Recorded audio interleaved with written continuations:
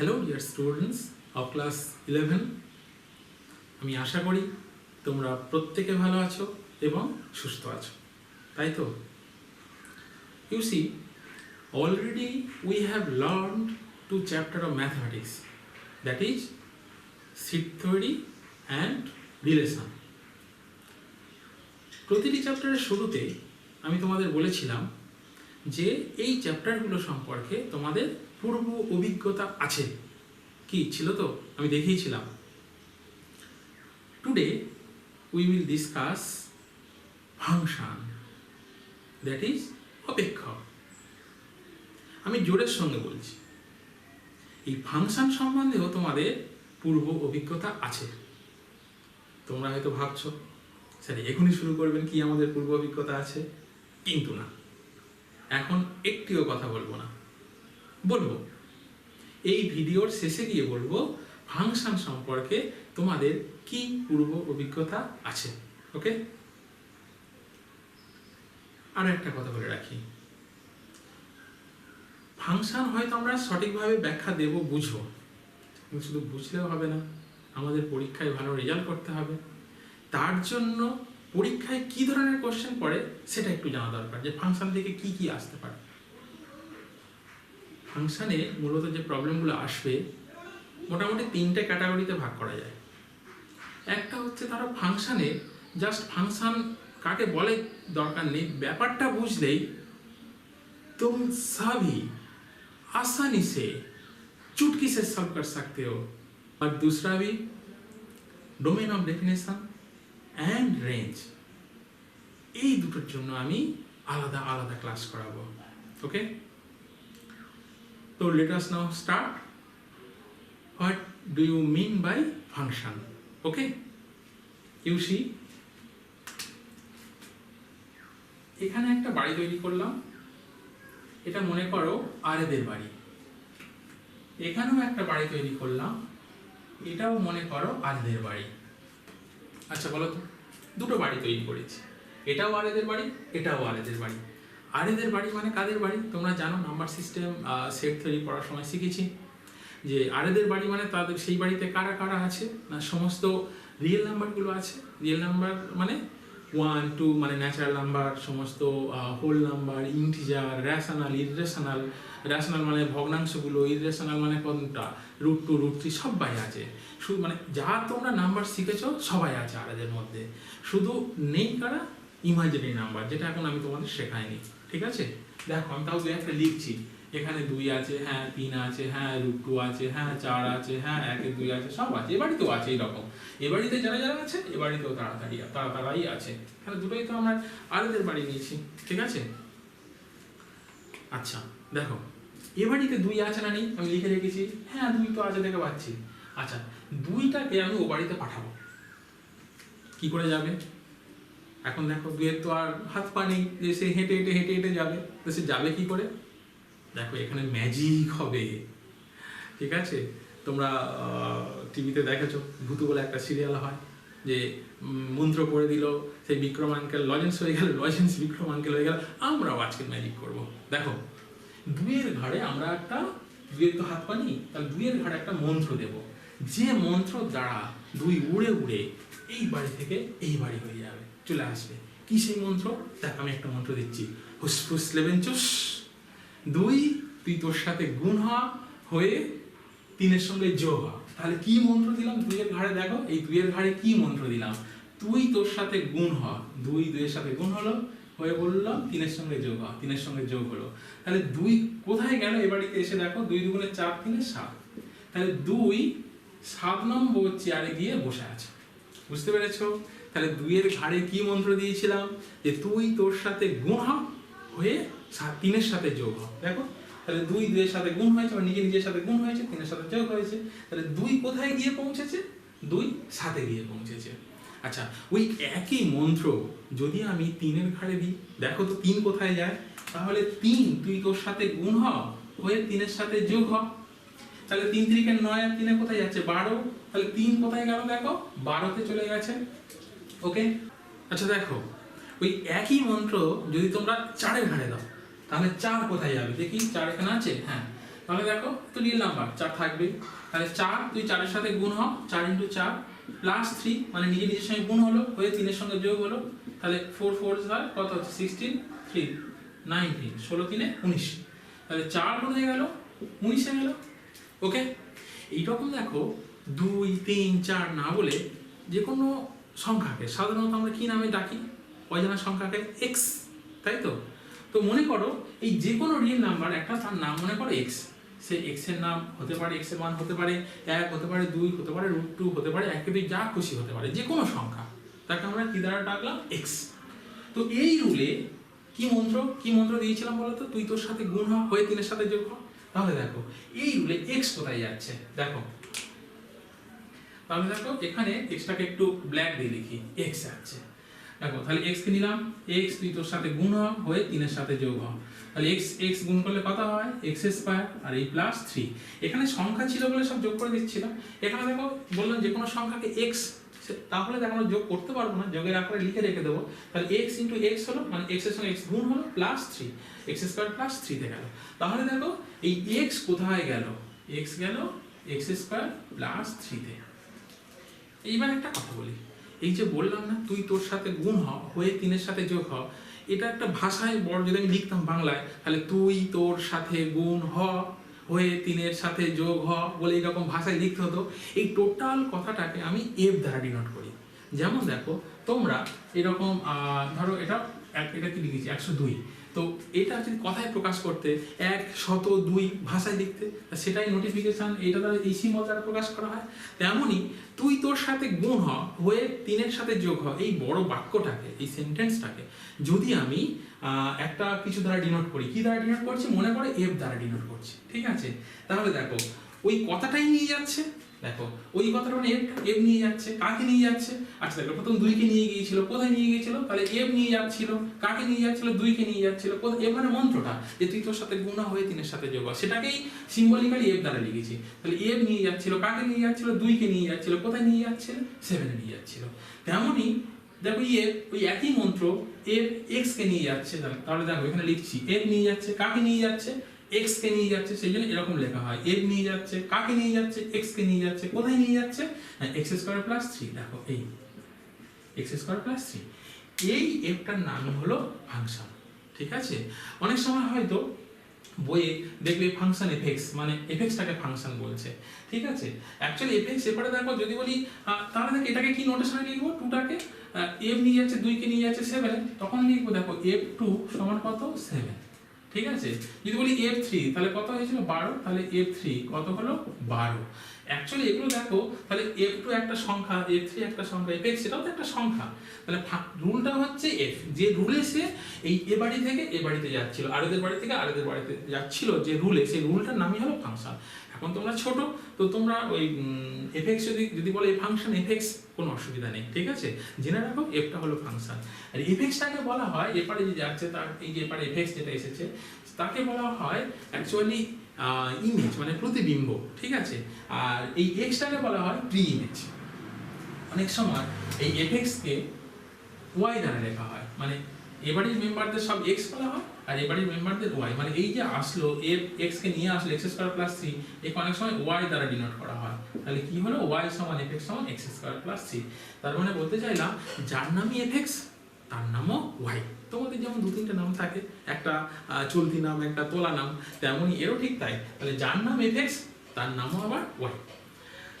তাহলে দেখো এই fxটাকে বলবো ফাংশন, বা এফটাকে বলবো আমরা ফাংশন। তাহলে মোটামুটি আমরা ফাংশন বলতে বুঝে গেলাম যে একটা রুল, যে রুলের মাধ্যমে এ বাড়ি থেকে এ বাড়ির সংখ্যাগুলো যাচ্ছে, সেই রুলটার নামই হলো ফাংশন। ওকে, আর একটা কি শিখলাম না, এই এবারেতে যখন আসলো তাকে কি দ্বারা ডিনোট করা হয়? y দ্বারা। সেজন্য y = fx সমান x² প্লাস 3, যার নামই fx তার নামও y। আমরা y সমান x² প্লাস 3 লিখতে পারি, বা fx সমান x² প্লাস 3 লিখতে পারি। এখন তোমরা বলবে স্যার এটা কি কোনো মন্ত্র হলো? এরকম মন্ত্র তো আমরাও দিতে পারি। হ্যাঁ, অবভিয়াসলি তোমরাও দিতে পারো। দেখো তোমরা হয়তো এরকম মন্ত্র দিলে, ওই x তুই 2 এর সাথে গুণ হ, ঠিক আছে, x 2 এর সাথে গুণ হ, হয়ে 3 এর সাথে যোগ হ, তাহলে আলটিমেটলি কি লিখবো? তাহলে x দেখো 2 এর সঙ্গে গুণ হলো, হয়ে 3 এর সঙ্গে যোগ হলো, x2 লিখি না, আমরা লিখি 2x প্লাস 3, তাহলে সেটাই fx। তার মানে কি দাঁড়ালো? দেখো fx সমান 2x প্লাস 3। ওকে, তাই এইরকম মন্ত্র আমরা হামেশাই তৈরি করতে পারি। আমরা কেন, তোমরাও তৈরি করতে পারবে। ঠিক আছে, তো তাহলে ফাংশন বলতে কি বুঝলাম, একটা রুল যেটা কিনা যার জন্য এক্স এর এ বাড়ির প্রত্যেকটার জন্য আমরা এ বাড়িতে একজন করে পাবো। ঠিক আছে, তো এই হলো ফাংশন। একে আবার কি দ্বারা ডিনোট করি আমরা, ওয়াই দ্বারা ডিনোট করি। আচ্ছা, ফাংশন তো শিখলাম, তাহলে ফাংশন থেকে কি অঙ্ক আসে? তোমাদের বলেছিলাম খুব সহজ সরল অঙ্ক আসে। কিছুই না, দেখো যদি এরকম পরীক্ষাতে ফাংশনটা আমাদের কি হবে, ফাংশনগুলো দিয়ে দেবো ওরা, ফাংশন দিয়ে দেবে। তোমরা যে ফাংশনটা বললে, কি ফাংশন বললে, যে এফ সমান 2x + 3, যদি এইরকম বলে দেয় এফ সমান 2x + 3, এইবার যদি আমাদের বলে দেয়, জিজ্ঞাসা করে যে f1 সমান কত, তা আমরা বার করতে পারবো না। দেখো কি বললাম, যে কোশ্চেনে ফাংশনটা আমরা বলে দেবো, ওরা ডিফাইন করে দেবে, ওরা রুলটা ডিফাইন করে দেবে।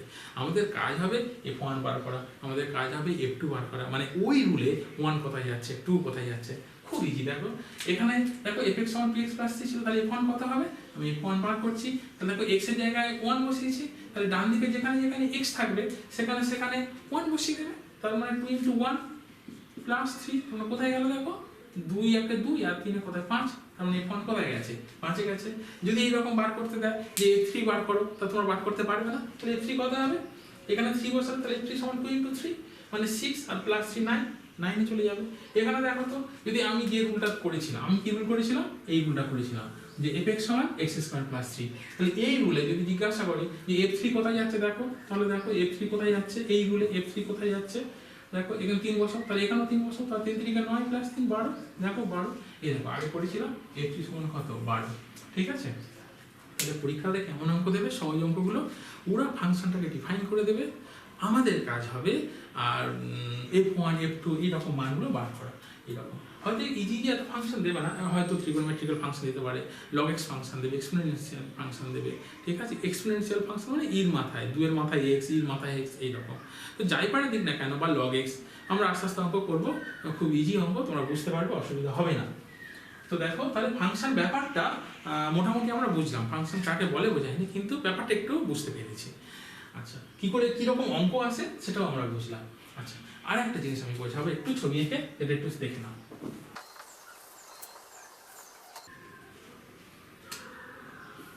এইটা মনে করো আরেদের বাড়ি, এটাও মনে করো আরেদের বাড়ি। এখন তোমরা ফাংশন শিখেই গেছো, তো আমি এরকম একটা ফাংশন নিলাম, মনে করো f(x) কে নিয়ে যাচ্ছে, কোথায় নিয়ে যাচ্ছে, x² নিয়ে যাচ্ছে। তাহলে দেখো তো, এটা দুটো ভাগে ভাগ করি, উপরে আছে যারা সবাই পজিটিভ আর নিচে যারা আছে সবাই নেগেটিভ। ঠিক আছে, এটা বাস্তব সংখ্যা, বাস্তব সংখ্যা মানে কি, এই দেখো যদি আমি লাইন টানতাম, এই দেখো সংখ্যা রেখা, এই 0, বাঁ দিকে সবাই কি আছে, সব নেগেটিভ, আর ডান দিকে সবাই কি পজিটিভ, প্লাস ভি পজিটিভ। ঠিক আছে, আর মাঝখানটা 0 0 পজিটিভও না আর নেগেটিভও না, টোটাল তো রিয়েল লাইন অ্যাক্সিস, মানে বাস্তব লাইন, বাস্তব সংখ্যার লাইন টোটালটাই। তাহলে আমি দুটো ভাগে ভাগ করলাম, উপর দিকটা পজিটিভ, নিচের দিকটা নেগেটিভ, এরকম মনে করো দুটো ভাগে ভাগ করি, একটা হচ্ছে পজিটিভ আর একটা হচ্ছে নেগেটিভ। তাহলে যদি এই রুলে সবাইকে আমি পাঠাই এ বাড়ি থেকে এ বাড়ি, রুলটা কি বলতো, f(x) সমান x², তার মানে কি সবাই স্কোয়ারে যাচ্ছে। তাহলে বলতো 1 কোথায় যাবে, 1 যাচ্ছে 1 এর স্কোয়ার, দেখো f1 কোথায় যাচ্ছে, 1 এর স্কোয়ার মানে 1 এর। আচ্ছা, -1 এখানে আছে নেগেটিভ দিকে, -1 কোথায় যাচ্ছে, f-1, তাহলে সেও -1 এর হোল স্কোয়ার মানে সেও 1 এ যাচ্ছে, তাহলে -1 কোথায় যাচ্ছে, 1 এ যাচ্ছে। আচ্ছা, তার মানে দেখো অ্যাকচুয়ালি এখানে এবারই এই পজিটিভ বা নেগেটিভ মিলে যত সংখ্যা আছে সবাই পজিটিভে যাবে, কেন স্কোয়ার নাম্বার, তো কোনোদিন এইদিকে নেগেটিভ আসবে না, কারণ নেগেটিভ সংখ্যার স্কোয়ার করলে কি হবে, পজিটিভ হয়ে যাবে। সেই কারণে টোটালটাই একেবারে সব পজিটিভে চলে গেল, মানে কেউ নেগেটিভে আসলো না, এখানে এই নেগেটিভ বাড়িতে কেউ আসবে না, এরা সবাই কোথায় চলে যাচ্ছে, এই পজিটিভ।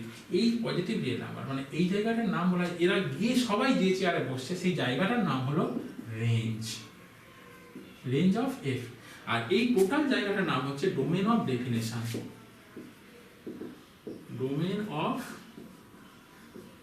ডেফিনেশন, সংজ্ঞার অঞ্চল, আর ওইটা হলো প্রসার। সংজ্ঞার অঞ্চল মানে যেখানে ফাংশনটা ডিফাইন করা হয়েছে, মানে বাদিকের বাড়িটা টোটালটা যে অঞ্চলের মধ্যে ফাংশনটাকে ডিফাইন করা হয়েছে, কোন অঞ্চলের মধ্যে ডিফাইন করা হয়েছে, আর এর মধ্যে, সেই জন্য টোটাল আরটা হলো এর ক্ষেত্রে, এই অপেক্ষকের ক্ষেত্রে ডোমেন অফ ডেফিনেশন। আর এর ক্ষেত্রে রেঞ্জটা কোথায়, রেঞ্জ মানে বা প্রসার মানে এ বাড়ি থেকে ও বাড়ি গিয়ে যেখানে জড়ো হচ্ছে তারা, সেই জায়গাটার নামই হলো তোমার প্রসার বা রেঞ্জ। দেখো টোটাল পজিটিভ জায়গাটা, কেন পজিটিভ জায়গা, নেগেটিভে কেউ আসছে না, কেন এখানে করলে এও নেগেটিভও পজিটিভে চলে যাবে, পজিটিভও পজিটিভে চলে আসবে, কোনোদিন কেউ নেগেটিভে আসবে না। সেই জন্য এ হচ্ছে তোমার এই রেঞ্জ হলো এইটুকু, আর বা প্রসার হলো এইটুকু, আর সংজ্ঞার অঞ্চল হলো গোটাটা। তবে যদি তোমরা যে অপেক্ষকটা দিয়েছিলে হতে পারে টোটালটাই আবার প্রসারও হয়ে যেতে পারে, সবাই ধরো এফ ইকাল টু এক্স এরকম, এটা একটা রুল। কিরকম রুল, এক একে যাচ্ছে, দুই দুইয়ে যাকে দুই বসাও, দুই বসালে দুই, তিন বসালে তিন, √2 বসালে √2, তার মানে এক একে, দুই দুইয়ে, তিন তিনে, তার মানে সংজ্ঞার অঞ্চলটাও গোটাটা আর প্রসারও গোটাটা ঠিক আছে। তো এটা জাস্ট জেনে রাখো কোনটাকে রেঞ্জ বলে আর কোনটাকে ডোমেন অফ ডেফিনেশন বলে। তো এই ডোমেন অফ ডেফিনেশন এবং রেঞ্জ নিয়ে পরবর্তী আমি আলাদা আলাদা করে ক্লাস নেবো, তখন অনেক এক্সপ্লেনেশন দেবো। ওকে, এইবার সময় এসেছে, কি সময় বলো তো? তোমাদের বলেছিলাম যে ফাংশন সম্পর্কে তোমাদের পূর্ব ধারণা আছে। এখন আমরা দেখব কোথায় সেই পূর্ব ধারণা। ফাংশন তো বুঝে গেলাম, ওই পূর্ব ধারণা স্মৃতিচারণা করছি, কিছুতেই তো মনে আসছে না কোথায় ফাংশন পড়েছি। দেখ, ক্লাস 9 এবং 10-এ তোমরা পড়েছো স্ট্রেট লাইন, সরল রেখা, গ্রাফ শিখেছো, সমাধান শিখেছো। দেখো তো তোমরা যেগুলো শিখেছো একটু আমি বলি। তোমরা কি শিখেছো? তোমরা এরকম 2x + y = 3, এইটা আর একটা ধরো x - y = 4, এই সরলরেখাগুলো সমাধান শিখেছো তো? আবার দেখো এদের লেখচিত্র এঁকেছো তোমরা, লেখচিত্র আঁকার সময় দেখো তো কোন একটা অঙ্ক, ধরো একটা লেখচিত্র অঙ্কন করছো, তুমি তখন কি করতে, ওয়াইটাকে বাঁ দিকে আনতে, এনে সব ডান দিকে নিয়ে যাও, দেখো 3 ডান দিকে নিয়ে গেছিল আর 2xটাকে নিয়ে গেল -2x, তারপরে এরকম করে একটা x একটা y, তারপরে এরকম x এর মানের জন্য x মান মনে করো 0, তাহলে y এর মানটা কত, 0 বসালে এটা 3, এরকম মানগুলো বসাতে, এখানে মানগুলো সব বার করতে, তারপর লেখচিত্র এরকম করে লেখচিত্র আঁকতে। মনে পড়ছে? বেশ মনে পড়ছে। আচ্ছা, সমাধান করে, তাহলে এই এদের সম্পর্কে তুমি জানো, এইগুলো একেবারে তোমার কাছে অজানা কিছু না, এটাও অজানা তোমার কাছে কিছু না। একটু ভেবে দেখো তো, আমি যখনই ফাংশন পড়ালাম, তুমি যদি এরকম রুল বলতে যে তুই মন্ত্রটা করলে x এর ঘাড়ে তুই 2 এর সাথে গুণ হয়ে তারপর 3 থেকে বিয়োগ হ, দেখো তাহলে fx সমান কত হলো 3 - 2x, তাহলে যার নাম fx তার নামই তো y, তাহলে y সমান কত হলো 3 - 2x। তাহলে এখানে মন্ত্রটা কেমন, যে তুই প্রথমে 2 এর সাথে গুণ হয়ে রেজাল্টটা 3 থেকে বিয়োগ হয়, যদি এই মন্ত্রই হতো তাহলে সেটা একটা fx কত যাচ্ছে 3 - 2x। তার মানে দেখো এই যে তোমরা যা শিখেছিলে, যা সরলরেখা, এই যে সমীকরণগুলোর সমাধান শিখেছো, এই যে সরলরেখার তোমরা শিখেছো, গ্রাফ শিখেছো, এই সবটাই আসলে অ্যাকচুয়ালি কি ফাংশন। ঠিক আছে, বলে দিলাম, তোমাদের একটা লিঙ্ক আমি ঠিক বার করে দেবো। আর একটা কথা বলি, তোমরা এই সময় প্রশ্ন করতে আমাদের কাছে যে স্যার কোনটাকে আগে রাখবো বাড়িতে, হয়তো এখানে ওয়াইটা আছে বলে বার করতে সুবিধা হচ্ছে, যদি এরকম কোন একটা অঙ্ক দিত 2x প্লাস বা এখানে x আছে x + 2y = 3, তখন তোমরা কি করতে, x = 3 - 2y করতে। ঠিক আছে, আবার হয়তো অনেকে এরকমও করতে, 2y থাকলেও তুমি 3 - x হলো, আবার y সমান 3 - x/2। এখন এটা হলে যোগ বিয়োগ একটু তোমাদের গুণ ভাগ করতে হবে, একটু অসুবিধা হলেও হতে পারতো, এটা অনেক ইজি। এখন দেখো তোমরা যখন ক্লাস 9-10-এ ছিলে তখন বলতাম যেটা খুশি করিস, যেটা ভালো হবে সেটা তোরা করবি, কোনো অসুবিধা নেই। কিন্তু এখন তোমরা ফাংশন শিখে গেছো। অ্যাকচুয়ালি দেখো তো, এটা এই যে ওয়াইটা কাদের নাম দিয়েছিলাম, ওয়াইটার নাম দিয়েছিলাম কাদের, ওয়াইটার নাম দিয়েছিলাম ডান দিকের বাড়ি, আর এক্সটা কাদের নাম দিয়েছিলাম বাঁ দিকের বাড়ি। তাহলে ডান দিকের বাড়ি যে নাম সেটা হচ্ছে ডিপেন্ডেন্ট ভেরিয়েবল, মানে ওয়াই এক্স এর উপর ডিপেন্ডেন্ট। দেখো এক্স এর মান পরিবর্তন যেই হবে, এক্স এর জায়গায় যেই মান বসাবে, এখানে দেখো কোথায়, এই দেখো এক্স এর মান 0 বসালে 1 রকম, 3 এর 2 হবে, এক্স এর মান 1 বসালে তাহলে 2 এর 2 হবে, তখন 1 হয়ে যাচ্ছে, মানে এক্স এর মান পরিবর্তন করলে ওয়াই এর মান পরিবর্তন হয়ে যাচ্ছে। ওয়াইটা অ্যাকচুয়ালি মানে ডিপেন্ডেন্ট ভেরিয়েবল, আর এক্সটাকে বলা হয় ইন্ডিপেন্ডেন্ট ভেরিয়েবল। তো ফাংশনটা সাধারণত এফএক্স আকারে লেখা হয়, এবং যার নাম এফএক্স তার নামও ওয়াই, সেই জন্য আমরা ওয়াই = করে লিখবো, মানে ওয়াইটাকে সবসময় আমরা বাঁ দিকে রাখবো আর বাকিগুলোকে আমরা ডান দিকে নিয়ে যাবো। এখন থেকে যদি কখনো কঠিন সাজানো হলেও সবসময় তোমরা চেষ্টা করবে ওয়াইটাকে বাঁ দিকে রাখা আর বাকি সব ডান দিকে রাখা। আমি আশা করবো তোমরা ভিডিওটা ভালো করে বুঝতে পেরেছো। আচ্ছা, যদি বুঝতে কোনো অসুবিধা হয় নিচে আমাদের নাম্বার দেওয়া আছে, হোয়াটসঅ্যাপ নাম্বার, তোমরা ফোন করতে পারো, কমেন্ট বক্সে কমেন্ট লিখতে পারো, লিখলে আমরা যথাসাধ্য উত্তর দেওয়ার চেষ্টা করবো। ভিডিওটি যদি তোমাদের ভালো লাগে তাহলে তোমরা লাইক করবে, শেয়ার করবে, সাবস্ক্রাইব করবে, আর সেই সঙ্গে বেল বাটনে ক্লিক করবে, যাতে নতুন ভিডিও আপলোড হওয়ার সাথে সাথে নোটিফিকেশান তোমাদের কাছে পৌঁছে যায়। Okay students, thank you.